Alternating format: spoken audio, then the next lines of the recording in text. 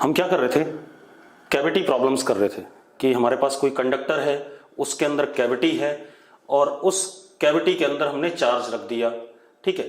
तो क्या क्या पॉसिबिलिटीज हैं उसको हम एनालाइज कर रहे थे। तो अब सबसे पहले हमारे पास ये कंडक्टर है, इट इज न्यूट्रल कंडक्टर। कैसा कंडक्टर है? न्यूट्रल कंडक्टर, ठीक है। ये क्या हो गया? एक न्यूट्रल कंडक्टर हो गया। अब देखो भाई, ये एक न्यूट्रल कंडक्टर है, इसके अंदर हमने एक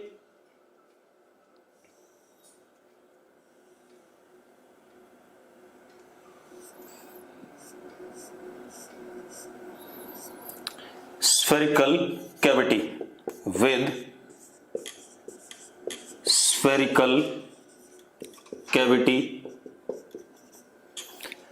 इस कंडक्टर के अंदर स्फेरिकल कैविटी है। स्फेरिकल कैविटी होने का मतलब यहां पर क्या आ गया? वैक्यूम, बाहर वैक्यूम या एयर, और ये क्या है? कंडक्टर है, ठीक है। ये क्या है? कंडक्टर वाला रीजन है, ठीक। अब हमने क्या करा, इस स्फेरिकल कैविटी के सेंटर पे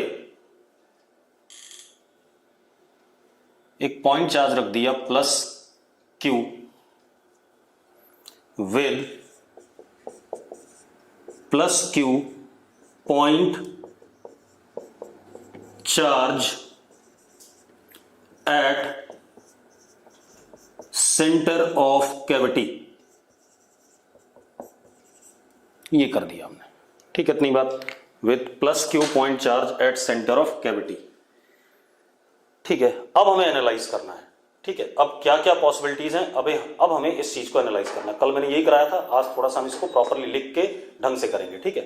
अब देखते हैं बेटा, अब क्या कहानी हमारे पास, देखो ध्यान से।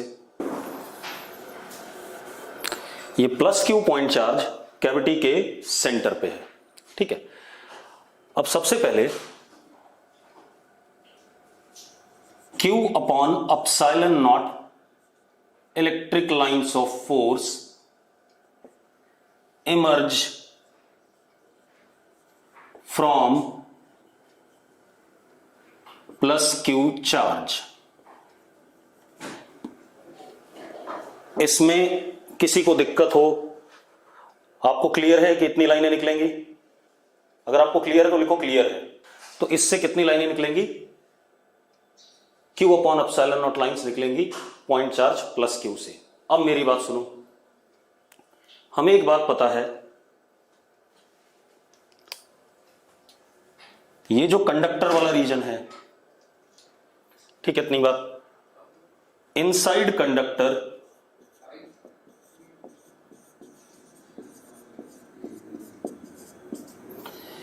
E inside is what? 0, ये हमें पता है। And surface of conductor end portion inside conductor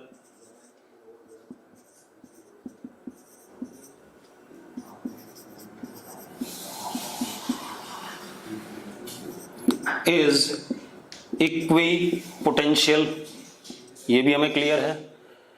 इसका मतलब अगर मैं सरफेस का पोटेंशियल Vs लेता हूं और V इनसाइड का V इन लेता हूं तो Vs is equal to V in. दूसरी चीज, अंदर किसी भी पॉइंट पे इलेक्ट्रिक फील्ड क्या है? कंडक्टर के अंदर किसी भी पॉइंट पे इलेक्ट्रिक फील्ड क्या है? 0 है। ये बात क्लियर है या नहीं है? अरे क्लियर है या नहीं? अब क्या इशू है बेटा, अब इससे Q upon epsilon not lines निकली। वो लाइंस निकली तो सही, लेकिन कंडक्टर के अंदर एक भी लाइन एंटर नहीं करेगी, क्योंकि कंडक्टर के अंदर इलेक्ट्रिक फील्ड क्या है? 0 है।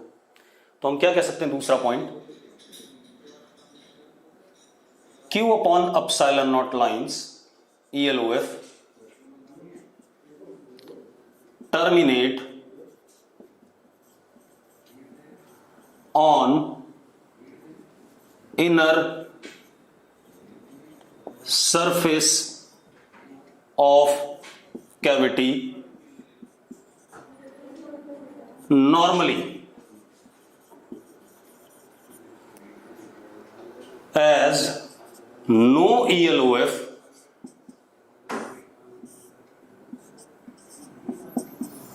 enters conductor because E inside conductor is 0. Normally क्यों कंडक्ट टर्मिनेट कर रही है? सिंस इक्विपोटेंशियल सरफेस, अगर ये V इन Vs के बराबर है तो ये भी क्या है? Vs के बराबर है। ठीक है, ये सारा का सारा कंडक्टर के अंदर वाला रीजन क्या है? इक्विपोटेंशियल होता है, और इक्विपोटेंशियल सरफेस पे लाइंस ऑफ फोर्स नॉर्मल होती हैं। इस बात में अगर आपको ये सारी बात क्लियर, जो मैंने सेकंड पॉइंट लिखाया, तो आप यस लिखो। मतलब इससे जो भी लाइंस निकल रही हैं वो नॉर्मली इस सरफेस पे टर्मिनेट कर रही हैं। तो इसका मतलब तीसरा point, ELOF emerge radially from plus Q and radially निकल रही है प्लस क्यू से, और क्या कर रही है? And terminate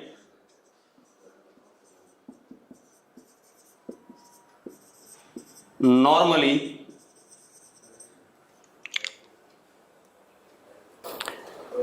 on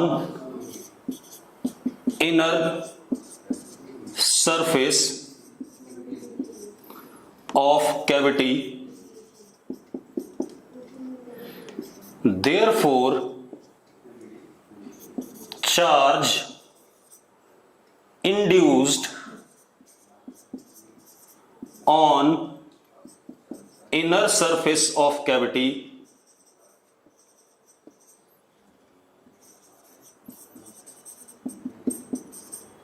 is Q induced is equal to minus Q, क्योंकि इसके ऊपर अंदर वाले सरफेस पे कितनी लाइनें खत्म हो रही हैं? Q अपॉन एप्सिलॉन नॉट, और Q upon epsilon not lines अगर कहीं पर खत्म हो रही हैं तो उस बॉडी का चार्ज क्या है? माइनस Q होगा। अगर ये बात क्लियर है तो यस लिखो फटाफट। अब हमारे पास क्या है? इससे लाइंस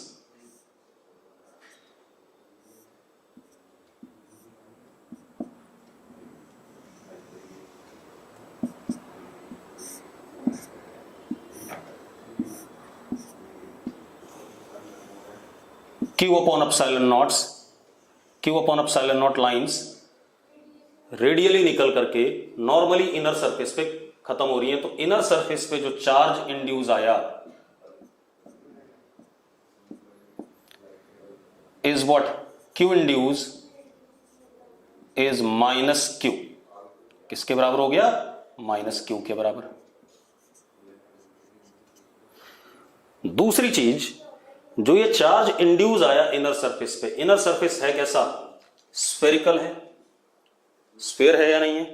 तो रेडियस ऑफ कर्वेचर हर जगह क्या है? सेम है।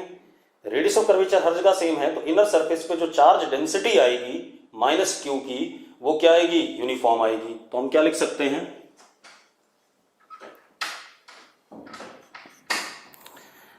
Charge density on inner surface of cavity is uniform as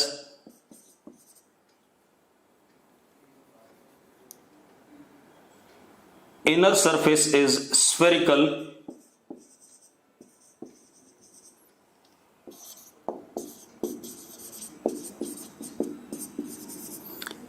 therefore radius of curvature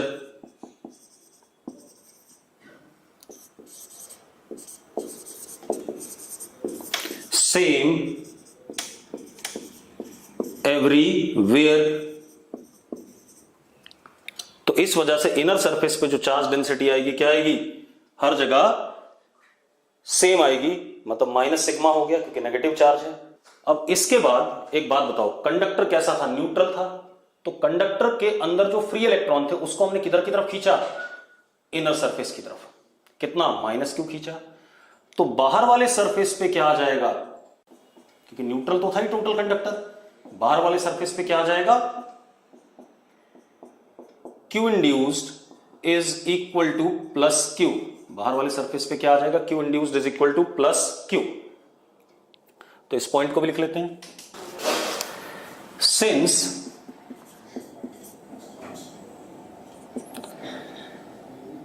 conductor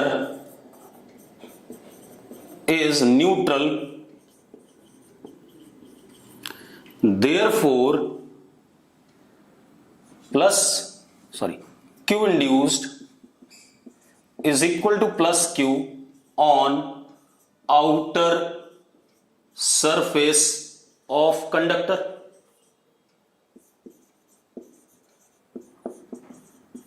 On outer surface of conductor। ठीक है इतनी बात। अब एक और इसी बात में आती है कि जो surface charge density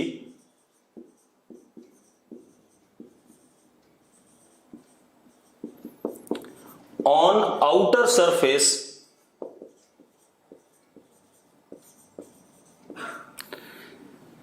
is inversely proportional to radius of curvature of outer surface।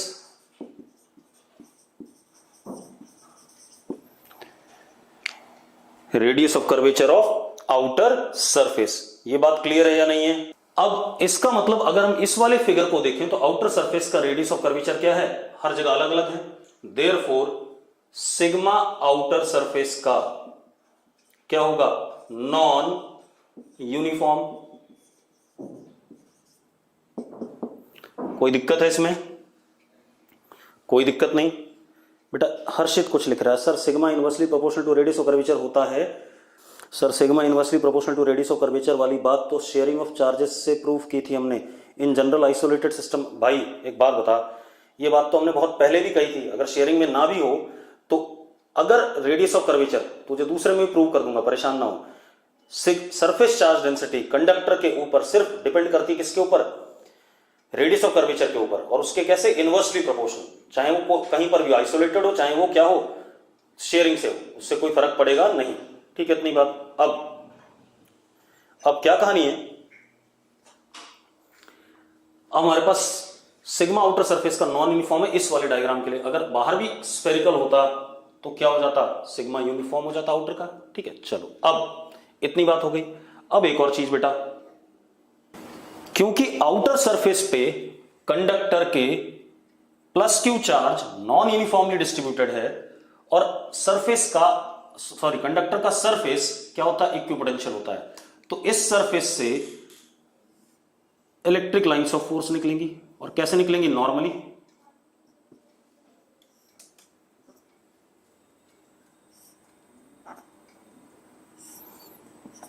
जहां ये एक दूसरे से भिड़ना चाहेंगी वहां लेटरल प्रेशर एक्सर्ट करके क्या कर जाएंगी? दूर हो जाएंगी, जैसा हमने पढ़ा हुआ था।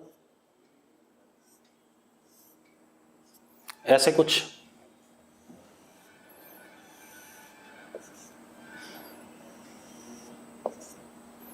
ठीक है इतनी बात। तो अब from 6th point, from outer surface of conductor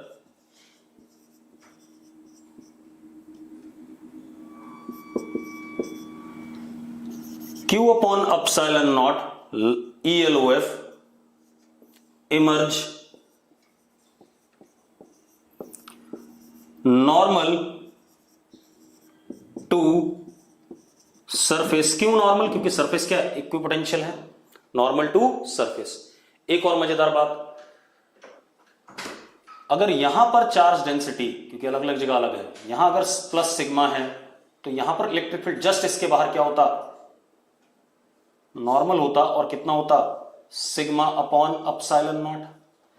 अगर यहां पर इतने पे सिग्मा डैश है तो यहां पर इलेक्ट्रिक फील्ड क्या होता बेटा, नॉर्मल होता, और क्या होता, sigma dash upon epsilon not, क्योंकि नॉन यूनिफॉर्म है। ठीक है, इतनी बात। तो seventh, E just outside is equal to sigma upon epsilon naught n cap. N cap is what? Normal vector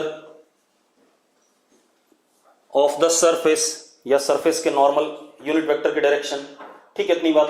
अब क्योंकि सिग्मा नॉन यूनिफॉर्म है तो E जस्ट आउटसाइड भी क्या होगा, नॉन यूनिफॉर्म होगा। और अगर सिग्मा यूनिफॉर्म होता तो E का मैग्नीट्यूड क्या होता, हर जगह क्या हो जाता, सेम हो जाता। क्लियर है, इतनी बात। ये कहानी आ गई। अब इसके बाद इतनी कहानी हमने एक्सप्लेन कर ली। अब मेरी बात ध्यान सुनो, ध्यान सुनना बेटा। ये हो गया हमारे पास। अब इसको मिटा देते हैं। अगर आपको किसी भी पॉइंट में दिक्कत है तो अभी लिख दो कि इस पॉइंट में दिक्कत है। मैंने पॉइंट वाइज लिखा है 1 2 3 4 5 6। थर्ड पॉइंट क्या था आदित्य, ये भी बता दे भाई, क्योंकि बोर्ड से मिट चुका है, पता नहीं कौन सा था थर्ड पॉइंट। लड़की, पॉइंट चार्ज है ये प्लस क्यू, तो पॉइंट चार्ज से तो इलेक्ट्रिक लाइंस ऑफ फोर्स क्या निकलती है, हमेशा रेडियल निकलती है। ELOF में ही लिखा दिया आपको, कहां सो रही है अभी तक। अब सबको क्लियर है, यस लिख दो एक बार सारे के सारे जल्दी से। अब देखो भाई, इसके बाद आगे बात करते हैं। मैं इसी डायग्राम को दोबारा बना रहा हूं और अब कुछ पॉइंट्स की बात करते हैं। आपके पास ये कंडक्टर है न्यूट्रल, ये आपके पास स्फेरिकल कैविटी है। अगेन वही चीज, मैं दोबारा कुछ चीजें बताना चाहता हूं जो बच गई हैं। यहां पर प्लस क्यू पॉइंट चार्ज, यहां पर क्या आया, माइनस क्यू इंड्यूस आया।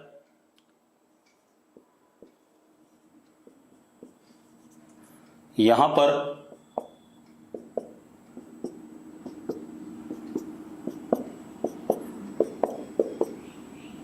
क्यू इंड्यूस प्लस क्यू आया। ठीक है, इतनी बात। अब यहां पे जो सिग्मा है माइनस सिग्मा इंड्यूस, और इधर जो प्लस सिग्मा इंड्यूस है, माइनस सिग्मा इंड्यूस यूनिफॉर्म है, प्लस सिग्मा इंड्यूस इस केस में नॉन यूनिफॉर्म है, क्योंकि रेडियस ऑफ कर्वेचर हर जगह अलग अलग है। ये कहानी है। अब हम बात करें, अगर मुझसे, अब रुक जाओ एक मिनट, आपको मैंने एक कंडक्टर भी कराया था। कंडक्टर है स्फेरिकल कंडक्टर, ध्यान सुनना। ये स्फेरिकल कंडक्टर है बेटा। ठीक है, स्फेरिकल कंडक्टर को अगर आप चार्ज देते हो, याद करो जो हमने पहले पढ़ा है, अगर आप चार्ज देते हो तो सारा चार्ज सरफेस पे आ जाता है और अंदर किसी भी पॉइंट पे r दूरी पर इलेक्ट्रिक फील्ड क्या होती थी, 0। और बाहर किसी भी पॉइंट पे r दूरी पर हमने कहा था बाय सिमेट्री आप इस सारे चार्ज को क्या मान सकते हो, सेंटर पे मान सकते हो, पॉइंट चार्ज मान सकते हो। कहा था कि नहीं कहा था, याद करो। तो इस जगह पर इलेक्ट्रिक फील्ड रेडियली आउटवर्ड के क्यू अपॉन आर स्क्वायर। अब दूसरी चीज, इस जगह पे पोटेंशियल बाहर के क्यू अपॉन आर, सरफेस का पोटेंशियल के क्यू अपॉन कैपिटल आर, और अंदर पोटेंशियल हर जगह क्या, जो सरफेस पे है। ऐसा पढ़ा था हमने। अगर आपको ये बात याद है तो लिखो हाँ, यह क्लियर है, ऐसा हमने पढ़ा हुआ है। अब आप यहां आ जाओ इस वाले में। ये जो चार्ज था प्लस क्यू जो सरफेस पे था, उसका सिग्मा कैसा था, यूनिफॉर्म। तो अगर कंडक्टर के सरफेस पे, स्फेरिकल सरफेस पे यूनिफॉर्म सिग्मा वाला चार्ज है, ठीक है, इतनी बात, प्लस क्यू, तो अंदर इलेक्ट्रिक फील्ड में कंट्रीब्यूशन क्या है, 0 है। चलो अब यहां आ जाओ। अगर मैं आपसे कहता हूं इस जगह पे इलेक्ट्रिक फील्ड बता दो, आर दूरी पे, आर दूरी पर आप इलेक्ट्रिक फील्ड बता दो, ठीक है, इतनी बात। तो अब अगर आप आर दूरी पे इलेक्ट्रिक फील्ड की बात करते हो तो ये जो माइनस क्यू चार्ज है इनर सरफेस पे, क्या ये इलेक्ट्रिक फील्ड इस जगह पे प्रोड्यूस करेगा, अगर करेगा तो यस लिखो, नहीं करेगा तो नो लिखो। बिल्कुल सही, कृतिका ने भी नो लिखा है, वही सही बात है ना। देखो अगर यूनिफॉर्म चार्ज है तो अंदर इलेक्ट्रिक फील्ड में कंट्रीब्यूट नहीं करता स्फीयर पे, तो इस जगह पे इलेक्ट्रिक फील्ड इस माइनस क्यू की वजह से तो नहीं है, और ये जो बाहर प्लस क्यू है इसकी वजह से भी नहीं है, क्योंकि कंडक्टर के आउटर सरफेस पे जो चार्ज होता है वो कुछ इस तरीके से होता है कि अंदर कभी भी वो इलेक्ट्रिक फील्ड प्रोड्यूस नहीं करता। ये हमने पढ़ा हुआ है कि नहीं पढ़ा हुआ है? अगर sigma inversely proportional to radius of curvature हो जाए, यस और नो? ठीक है, लेकिन ये जो प्लस क्यू है इसकी तो लाइंस थी यहां पर, इलेक्ट्रिक लाइंस, तो इसकी वजह से यहां पर इलेक्ट्रिक फील्ड ऐसे होगा radially outward, and this electric field, ये वाला electric field E is equal to K Q upon are square, K Q upon are square, मतलब कैविटी के अंदर इलेक्ट्रिक फील्ड का magnitude K Q upon are square है। Clear है कि नहीं? ठीक है, अब और बात कर लें बेटा।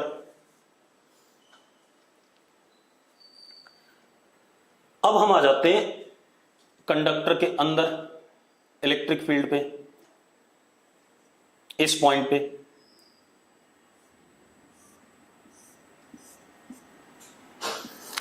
अब इस पॉइंट पे हमें पता है इलेक्ट्रिक फील्ड जीरो है, कंडक्टर के अंदर इलेक्ट्रिक फील्ड क्या होता है? जीरो होता है, लेकिन किस वजह से जीरो है ये एक्सप्लेन कर लें। ठीक है, इतनी बात तो जरा देखो एक मिनट। एक तो तरीका है कि मैं यहां पर एक गॉसियन सरफेस बना दूं,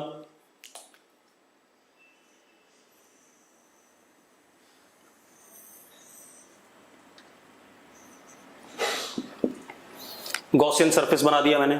तो एक बात बताओ, इस रेड वाले गॉसियन सरफेस के अंदर चार्ज इनक्लोज्ड प्लस क्यू और minus Q, total charge enclosed क्या है? जीरो है। तो E dot D S is equal to zero. E at this point unique होगा तो इंटीग्रेशन से बाहर आ जाएगा अंदर। चलो मैं लिख देता हूं, E dot D S is equal to zero. ठीक है, इतनी बात। अब E at this particular point will be unique. चलो डॉट प्रोडक्ट कर लिया हमने, ds cos theta is equal to zero. ये आ रहा है बेटा, ये टर्म तो जीरो हो नहीं सकती क्योंकि सरफेस एरिया तो है ही गॉसियन सरफेस का, तो कौन जीरो हो जाएगा? E जीरो हो जाएगा। तो एक तरीका एक्सप्लेन करने का ये है कि E at interior point of conductor is what? Zero. एक तरीका ये है एक्सप्लेन करने का, पहला तरीका है यूजिंग व्हाट? Gauss law. ये क्लियर है वही तरीका आपको? अगर क्लियर है तो यस लिखो, बहुत बढ़िया। दूसरा मेथड क्या है, मेरी बात ध्यान सुनना। दूसरा मेथड ये है कि आप एक चीज देखो, ये जो प्लस क्यू चार्ज है, कूलम्स लॉ से करते हैं, ये जो प्लस क्यू चार्ज है, मैं डायग्राम यहां बना देता हूं दोबारा से।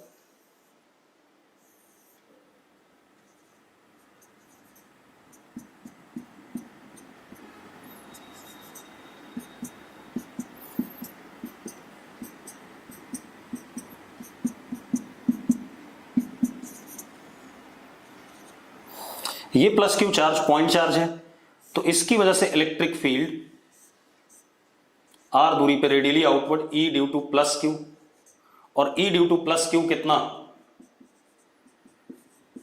के क्यू अपॉन आर स्क्वायर। हाँ या ना? के क्यू अपॉन आर स्क्वायर। अब ये जो माइनस क्यू है भाई, ये जो माइनस क्यू है स्फीयर के सरफेस पे यूनिफॉर्मली डिस्ट्रीब्यूटेड है। तो स्फीयर के सरफेस पे अगर यूनिफॉर्मली डिस्ट्रीब्यूटेड है तो बाहर वाले पॉइंट के लिए ये सारा चार्ज सेंटर पे ही क्या मान लिया जाता है? पॉइंट चार्ज मान लिया जाता कि नहीं मान लिया जाता? यस और नो? तो मैं क्या कह सकता हूं, ये जो माइनस क्यू चार्ज है इस सारे चार्ज को मैं कहां मान सकता हूं? सेंटर पे मान सकता हूं, नेगेटिव पॉइंट चार्ज। तो इसकी वजह से इलेक्ट्रिक फील्ड क्या होगा? E due to minus Q, और कैसा? अंदर की तरफ। और E due to minus Q ये भी कितना आएगा? के क्यू अपॉन आर स्क्वायर। तो एक बात बताओ यार, नेट इलेक्ट्रिक फील्ड कितना हो जाएगा गेन? नेट इलेक्ट्रिक फील्ड कितना हो जाएगा गेन? जीरो। ठीक है, इतनी बात। तो मैंने दोनों तरीके से एक्सप्लेन कर दिया, कंडक्टर के अंदर इलेक्ट्रिक फील्ड जीरो, एक मैंने गॉस लॉ से करा और एक बार मैंने किससे कर दिया? कूलम्स लॉ से कर दिया। क्लियर है? ठीक है। अब इसके बाद आ जाते हैं हम बाहर वाले पॉइंट के लिए, कंडक्टर के बाहर आ जाते हैं।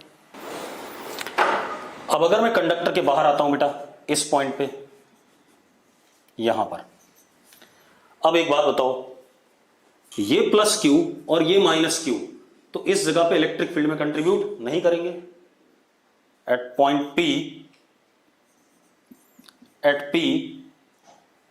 Plus Q at centre and minus Q on inner surface of cavity do not contribute in electric field, ठीक है, या electric field is zero due to both at P। बात समझ में आती कि नहीं आती है? चाहे आप कूलम्स लॉ लगा के देख लो, प्लस क्यू का क्या होगा रेडियली आउटवर्ड, माइनस क्यू का रेडियली इनवर्ड, तो दोनों कैंसिल कर जाएंगे। लेकिन ये जो आउटर सरफेस पे चार्ज है इसकी वजह से यहां पर इलेक्ट्रिक फील्ड होगी, वो किसी भी डायरेक्शन में हो सकती है बेटा, मुझे नहीं पता किधर है, ठीक है, इतनी बात मान लो ऐसे है। क्योंकि लाइंस ऑफ फोर्स तो थी यहां पर, लाइंस ऑफ फोर्स थी कि नहीं थी, ऐसे निकल रही थी, ठीक है, इतनी बात। E vector outside conductor is due to charge plus Q induced on outer surface of conductor, ठीक है। लेकिन ये KQ अपॉन आर स्क्वायर नहीं हो सकता, इसलिए नहीं हो सकता कि कंडक्टर के ऊपर चार्ज डेंसिटी नॉन यूनिफॉर्म है, उस सारे चार्ज को आप इस जगह पे सेंटर पे नहीं कह सकते। ये यूनिफॉर्म था तो इसको आपने सेंटर पे कह दिया था माइनस क्यू वाला, ठीक है, इतनी बात। तो इसकी इसी वजह से मैंने इलेक्ट्रिक फील्ड की डायरेक्शन देखो इधर बनाई। आप अगर ध्यान से देखो तो ऐसे कुछ लाइन्स ऑफ फोर्स आ रही होंगी, मान लो ऐसी लाइन ऑफ फोर्स है इस जगह पे, तो उसके टेंजेंट क्या हो गया, डायरेक्शन ऑफ इलेक्ट्रिक फील्ड हो गया। अरे क्लियर है? चलो ये हो गया। अब एक ने लिखा नो सर, कौन सी चीज समझ में नहीं आई? लास्ट पॉइंट समझ में नहीं आया। एक बात बता भाई, KQ upon are square electric field due to point charge होता है या तो uniformly distributed charge on spherical surface होता है, KQ अपॉन आर स्क्वायर। क्या ये इलेक्ट्रिक फील्ड, यहां पे जो इलेक्ट्रिक फील्ड है ये इस चार्ज की वजह से है, ये तो क्लियर है। इस चार्ज की वजह से अगर है तो क्या ये चार्ज स्फेरिकल सरफेस पे यूनिफॉर्मली डिस्ट्रीब्यूटेड है? अगर नहीं है तो मैं KQ अपॉन आर स्क्वायर कैसे कह सकता हूं? मुझे पता ही नहीं कितनी इलेक्ट्रिक फील्ड, ठीक है, इतनी बात। लेकिन मुझे ये जरूर पता है कि KQ अपॉन आर स्क्वायर नहीं होगी, लेकिन बाहर जो भी इलेक्ट्रिक फील्ड होगी वो आउटर सरफेस वाले चार्ज की वजह से ही होगी, इतनी बात मैं कहना चाहता हूं। क्लियर है? अब एक और काम कर ले। देखो बाहर बादल गरज रहे हैं, है ना। अब अगर लाइटनिंग होती है, ध्यान समझना, अगर लाइटनिंग होती है मतलब बिजली गिरती है, तो आप सबसे ज्यादा सेफ किसके अंदर हो? एक मेटल के चैम्बर के अंदर, क्योंकि मेटल के चैम्बर के अंदर इलेक्ट्रिक फील्ड क्या रहेगी? हमेशा zero. Metal is what? Conductor, ठीक है, इतनी बात। मतलब अगर मैं कहूं कि मैं बिजली गिर रही है, मैं कहां सेफ होऊंगा? तो मैं अपने कार के अंदर घुस जाऊं, ठीक है, कार के अंदर बिल्कुल ही सेफ हूं, क्योंकि दैट इज व्हाट? कंडक्टर। उसके अंदर इलेक्ट्रिक फील्ड क्या होगी? जीरो हो जाएगी किसी भी तरीके से। चार्ज इंड्यूस होकर के और एक्सटर्नल वाली और इंड्यूस वाली एक दूसरे को कैंसिल करके नेट इलेक्ट्रिक फील्ड अंदर क्या हो जाएगी? जीरो। और तब मैं क्या कर जाऊंगा? बच जाऊंगा, ठीक है। चलो अब इसी को एक और काम करते हैं इसी चीज में। अब हमारे पास अगेन न्यूट्रल कंडक्टर है, ठीक है। इसके अंदर एक स्फेरिकल कैविटी है,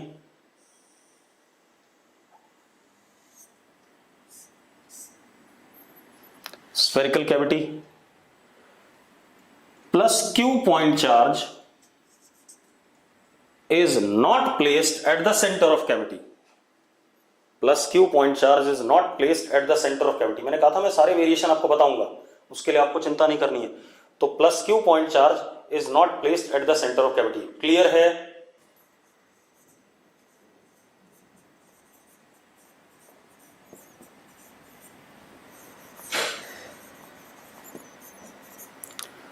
अब खेल तो अभी भी वैसा ही है। अगर खेल हम देखें तो इस प्लस क्यू से पहला point Q upon epsilon not lines या ELOF emerge from plus Q and terminate normally on inner surface of cavity। इससे Q upon epsilon not lines निकलेंगी और कैविटी के इनर सरफेस पे नॉर्मली टर्मिनेट करेंगी उतनी ही लाइंस। ठीक है, इतनी बात। अब मैं आपसे लॉजिक जानना चाहूंगा, किसी को अगर डाउट है इस पॉइंट में, ठीक है, कि नॉर्मली क्यों टर्मिनेट करेंगी और उतनी ही लाइन क्यों टर्मिनेट करेंगे, सारी बात मुझे, अगर किसी को डाउट है तो लिखो डाउट है, फिर मैं उसका रीजन दूंगा। हल्का सा भी डाउट है तो पूछ लेना भाई। मीत आदित्य डाउट है। एक बात बता भाई, इस पॉइंट में तो शायद डाउट नहीं कि इतनी लाइनें निकलेंगी। इस पॉइंट में डाउट है मीत कि क्यों अपन नहीं है ना? डाउट तेरा है, डाउट प्रॉपर लिखा करो भाई कि नॉर्मली क्यों टर्मिनेट करेंगे। देखो तुमसे ज्यादा मुझे पता है तुम्हारे डाउट। ठीक है, इतनी बात। हाँ, डाउट क्या है? नॉर्मली क्यों टर्मिनेट करेंगे, यही है। अरे अगर जो मैंने बोला है वाई टर्मिनेट नॉर्मली, हाँ वही कह रहा हूं ना, उतनी ही। ठीक है, यही मैंने बोला ना, मुझे पता है आपका डाउट क्या है। ठीक है, क्योंकि आप लोगों की रग रग से वाकिफ हूं मैं कि आप कहां तक जा सकते हो। अब मेरी बात सुनो भाई, ये कंडक्टर है, कंडक्टर के अंदर इलेक्ट्रिक फील्ड क्या होगा? 0। ठीक है, तो इसका मतलब no ELOF inside conductor. Conductor कुछ भी हो, इलेक्ट्रोस्टैटिक कंडीशन में उसके अंदर इलेक्ट्रिक फील्ड क्या होती है? 0 होती है। तो नो ELOF इनसाइड कंडक्टर। तो जो भी लाइनें प्लस क्यू से निकलेंगी वो इनर सरफेस ऑफ कैविटी पे खत्म होंगी। ठीक है, तो normally on inner surface of cavity, normally अभी नहीं एक्सप्लेन करा मैंने, ये एक्सप्लेन करा कि सारी लाइनें इनर सरफेस पे खत्म होंगी। मैंने नॉर्मली अभी एक्सप्लेन नहीं करा, ध्यान रखना। तो क्यों इनर सरफेस ऑफ कैविटी वाला एक्सप्लेनेशन क्या है कि terminate on inner surface of cavity वाला एक्सप्लेनेशन क्या है? Since no ELOF enter in conductor as E inside conductor is what? 0। शायद ये बात मेहत को क्लियर हो गई। अभी नॉर्मली वाली बात क्लियर नहीं हुई। मेहत ये बात क्लियर है कि नहीं है? ठीक है, अब नॉर्मली क्यों? भाई देखो, बड़े निकम्मे हो, जो कंडक्टर के अंदर पोटेंशियल होगा वही इस वाले सरफेस का होगा और वही इस वाले सरफेस का होगा कि conductor is what? Equipotential body. Conductor का हर सरफेस इक्विपोटेंशियल होता है, हाँ या ना? तो भाई कैसे टर्मिनेट करेंगे जरा बता दो मुझे। नॉर्मली। ठीक है, तो नॉर्मली क्यों टर्मिनेट करेंगी? Since conductor is equipotential. पहला पॉइंट क्लियर हो गया। ठीक है, अब ये पॉइंट क्लियर हो गया, कोई दिक्कत नहीं। अब जरा देखो, अब एक मजेदार बात देखो, अगर मैं इस पॉइंट से लाइंस रेडियल बना दूं ऐसे,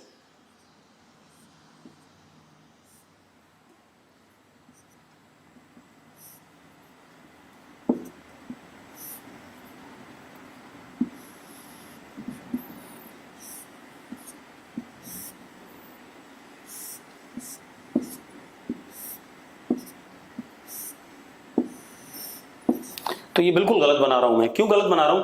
क्योंकि ये नॉर्मल नहीं है। देखो ये रेडियल, ये जो लाइन है क्या इस सरफेस के नॉर्मल है? बिल्कुल नहीं है। ठीक है, इतनी बात। तो ये मेरा ये डायग्राम क्या होता है? गलत होता है। तो नॉर्मल होने के लिए लाइंस को थोड़ा सा अपने आप को क्या करना पड़ेगा? कर्व देना पड़ेगा, कर्वेचर देना पड़ेगा। ठीक है, इतनी बात। तो पहले अब हम लाइंस को प्रॉपर बनाएं क्योंकि ये गलत बनी हुई है लाइंस। ठीक है, क्योंकि ये नॉर्मल नहीं है भाई। ये देखो, ये ऐसे जा रही है, सरफेस ये, तो नॉर्मल तो ऐसे होना चाहिए था, तो ये गलत बात है। तो क्योंकि हम बोल रहे हैं नॉर्मली टर्मिनेट करनी चाहिए, तो ये चीज गलत बनी हुई है, इसको सही करते हैं।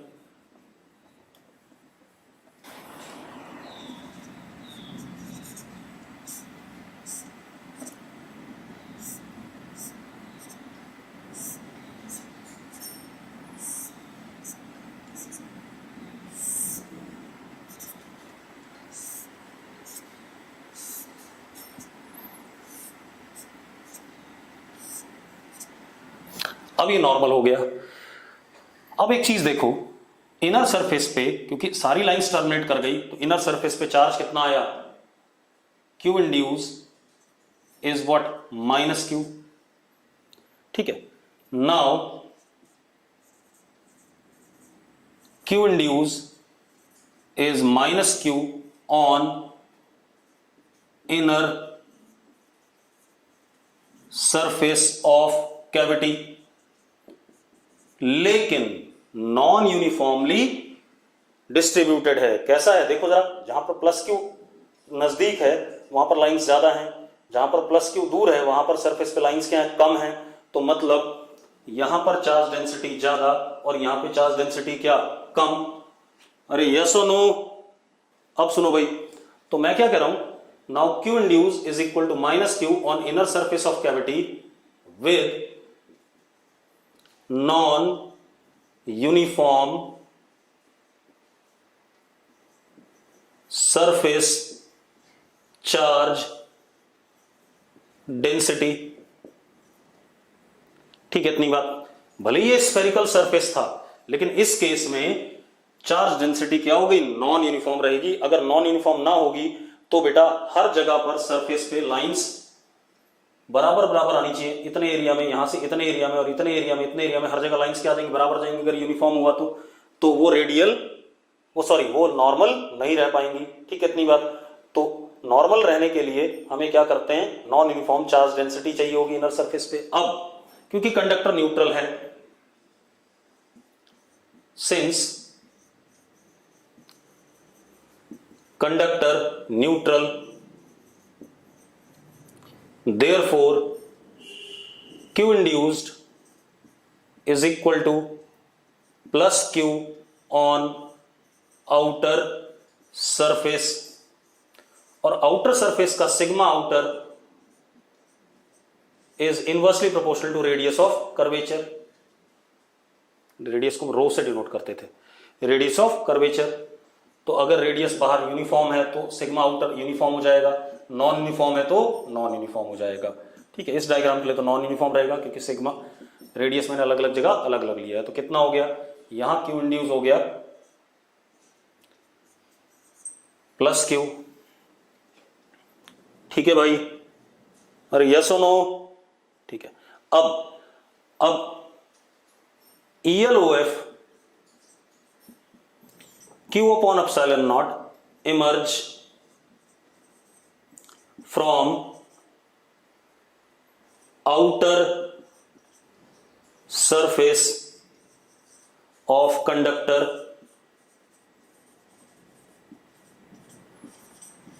normally, क्योंकि conductor is again what, equipotential surface. तो ELOF नॉर्मली इमर्ज करेंगी कितनी, Q अपॉन एप्सिलॉन नॉट। जहां पे एक दूसरे को काटने वाली होंगी वहां पर कुछ खेल ऐसा हो जाएगा कि थोड़ा सा क्या आ जाएगा, ड्यू टू लेटरल प्रेशर एक दूसरे को हल्का सा रिपेल करके कर्वेचर ले लेंगी।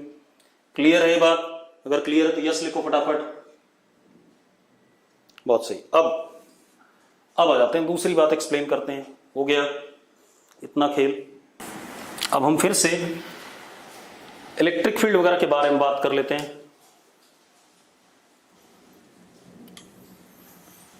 ये कंडक्टर है, ये हमारे पास कैविटी है स्फेरिकल,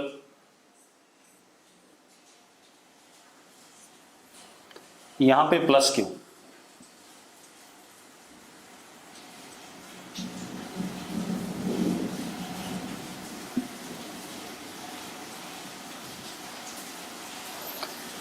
ये माइनस क्यू,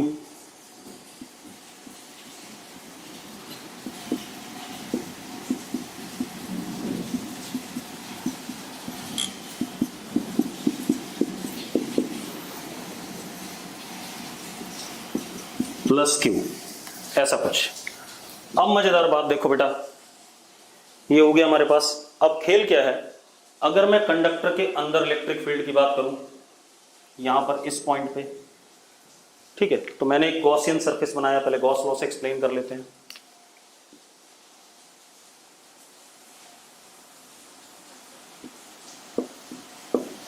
तो हम कह सकते हैं फ्रॉम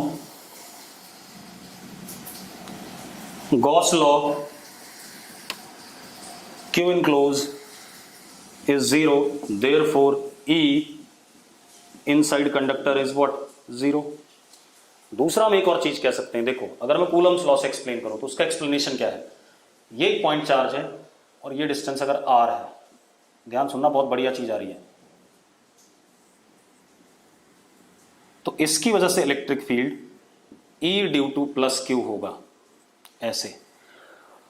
अब ये जो minus Q charge inner surface पे आया है बेटा, इसका खेल क्या होना चाहिए, ये कुछ इस तरीके से आना चाहिए कि इसका सेंटर ऑफ चार्ज इसी पॉइंट के ऊपर रखा जा सके। मैं क्या कह रहा हूं, minus Q on inner surface should be distributed such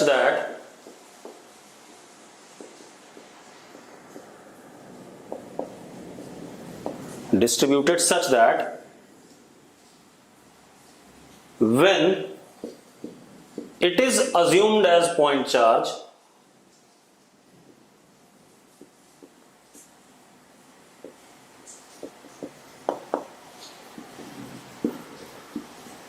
its center of charge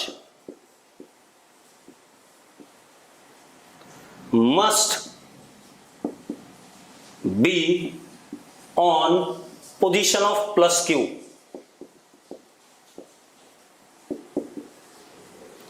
तो अगर ये सारा चार्ज हम यहां कंसंट्रेटेड मान सकते हैं तो electric field due to minus Q इधर हो जाएगा और दोनों मैग्नीट्यूड में क्या होंगे, बराबर, एक दूसरे को कैंसिल। तो कूलम्स लॉ से भी एक्सप्लेन हो रहा है या नहीं हो रहा है, यस और नो। और देखते हैं बेटा अगेन, अब हमारे पास ये कोई कंडक्टर है,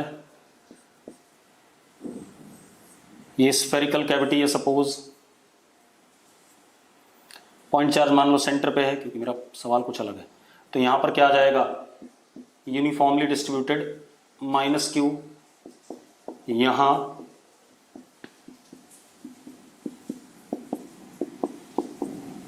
प्लस Q।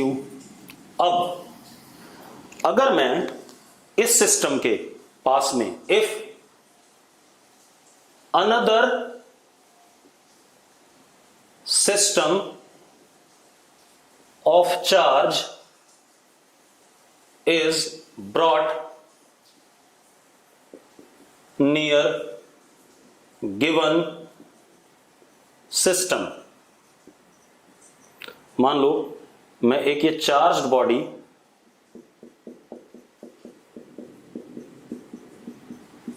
लेके आया, तो अब मजेदार बात देखो, कंडक्टर के सरफेस पे चार्ज मूव तो कर ही सकता है, होगा क्या, ये पॉजिटिव चार्ज बॉडी जब आप यहां लाए तो ये क्या करेगा, क्योंकि अंदर यहां पर अभी भी इलेक्ट्रिक फील्ड क्या रहनी है, जीरो रहनी है किसी भी हाल में, ठीक है, इतनी बात। और इन दोनों का माइनस Q प्लस Q का कोई कंट्रीब्यूशन यहां पर नहीं है, सिर्फ यहां पर इलेक्ट्रिक फील्ड हमेशा के लिए क्या थी, जीरो। अब इन दोनों का तो यहां पर कोई कंट्रीब्यूशन नहीं है। अब इसकी इलेक्ट्रिक फील्ड मिला करके और इस ड्रामे की इलेक्ट्रिक फील्ड मिला करके इस जगह पर क्या होनी चाहिए, जीरो होनी चाहिए। तो ये चार्ज थोड़ा सा क्या कर जाएगा, आउटर सरफेस का चार्ज थोड़ा सा क्या हो जाएगा, डिस्टर्ब, ठीक है, इतनी बात। इसका जो क्या कहते हैं सरफेस डिस्ट्रीब्यूशन था वो थोड़ा सा क्या हो जाएगा, चेंज हो जाएगा। अब जरा देखो इस जगह पे इसकी वजह से इलेक्ट्रिक फील्ड मान लो इधर है, तो इसकी वजह से क्या उसके बिल्कुल क्या आएगी, अपोजिट आएगी और नेट इलेक्ट्रिक फील्ड क्या हो जाएगी, जीरो हो जाएगी।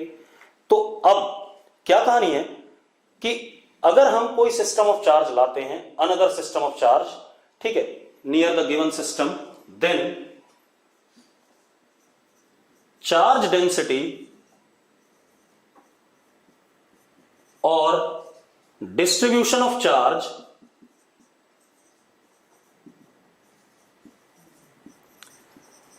on outer surface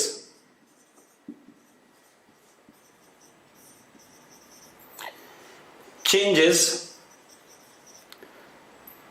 so that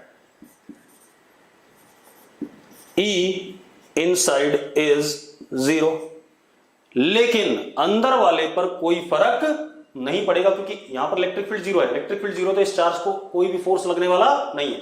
लेकिन जब यहां पे चार्ज था, इसकी इलेक्ट्रिक फील्ड थी यहां पर, तो उस चार्ज पे क्या लगा? फोर्स। तो वो डिस्ट्रीब्यूशन क्या कर गया? बदल गया। But charge distribution